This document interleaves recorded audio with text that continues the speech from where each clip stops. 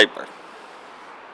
Oleme siin Tartus keset Draamafestivali möllu kinni püüdnud Riho Sibula, kellel on ka paari päeva pärast kontsert koos oma vana hea sõbra Tõnis Mägiga. Riho, ole hea, kirjelda mulle Tõnis Mäge inimesena.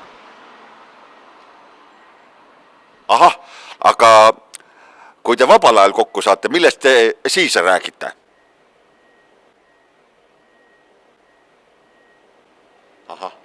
Mul on selline huvitav küsimus, et kui toimub karaokevõistlus, mis sa arvad, kumb võidab, kas sina või Tõnis Mägi? Väga hea, väga hea.